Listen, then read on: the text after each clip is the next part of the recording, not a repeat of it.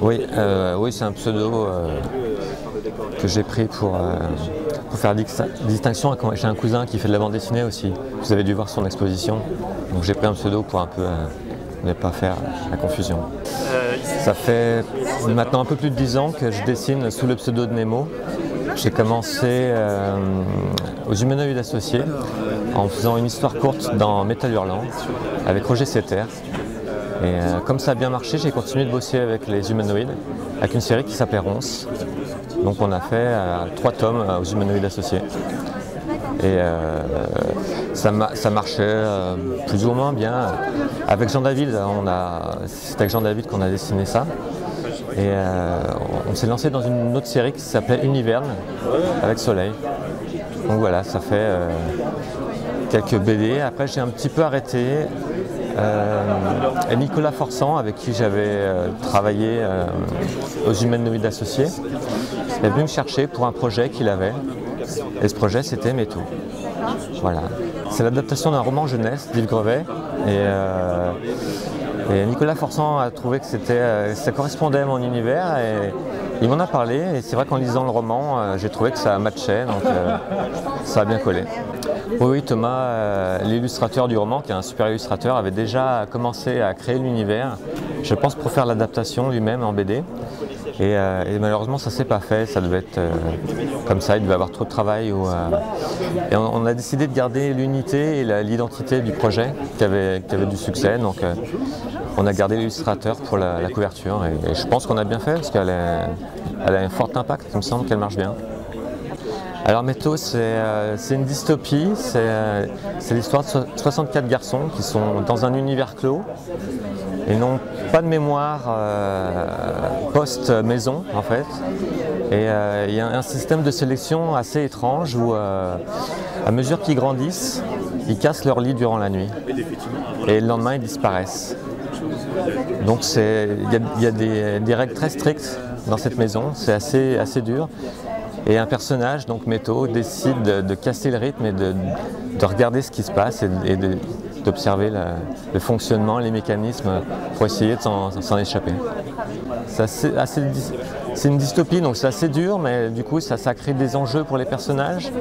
Et c'est un peu dans la veine des divergences, des choses comme ça qui se sont vues, donc ça marche plutôt bien.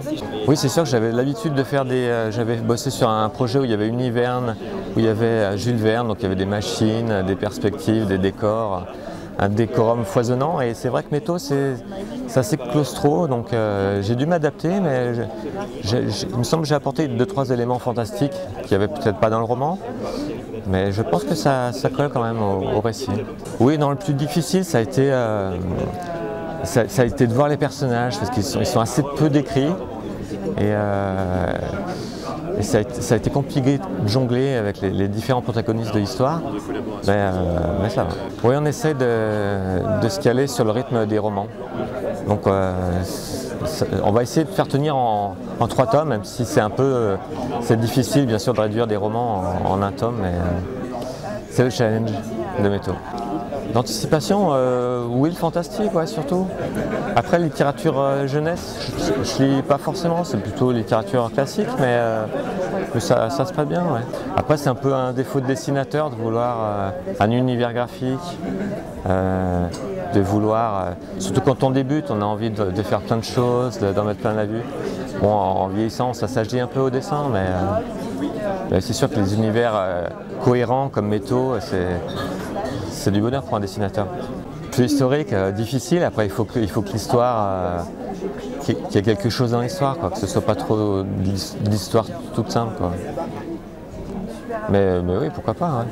En BD pour l'instant, non, on a encore beaucoup de travail sur Métaux, donc on va déjà se caler là-dessus. Pour l'instant, non, j'ai des envies plutôt peut-être essayer d'écrire aussi. Se jeter à l'eau pour un... Voilà, essayer. Ouais. Au début, on est toujours un peu dubitatif sur le fait d'être en même temps débutant en dessin et débutant en scénario. Peut-être qu'à un moment donné, il faut se lancer et aussi essuyer les plâtres aussi niveau scénario, quoi. On verra. c'est déjà un projet, mais déjà peut-être essayer d'écrire quelque chose de cohérent, donc une nouvelle ou quelque chose de concret, pour pouvoir ensuite adapter, je pense. Parce que partir directement d'un scénario de bande dessinée, c'est peut-être un peu trop complexe. Donc peut-être une histoire sous forme d'un roman, peut-être une dystopie ou un truc un peu de genre. Alors en BD, j'ai plein d'influences, j'en ai pas particulières. C'est vrai que j'ai pas une culture BD extraordinaire. J'ai grandi dans une famille où il n'y avait pas vraiment de livres à la maison. J'ai lu les Akira dans le désordre à la médiathèque. Et depuis, je regarde. C'est vrai que j'ai un peu le défaut du dessinateur, d'aimer le beau dessin. Je dis pas que j'arrive à faire du beau dessin, mais on a toujours un désir de beau dessin et ça doit être mon défaut aussi. Donc, c'est vrai qu'en bande dessinée, malheureusement, je lis pas les bonnes bandes dessinées, je lis plutôt des romans ou des livres de sciences humaines. Un jour, il va falloir que je matche les deux pour arriver à me faire une culture BD, une bonne culture BD.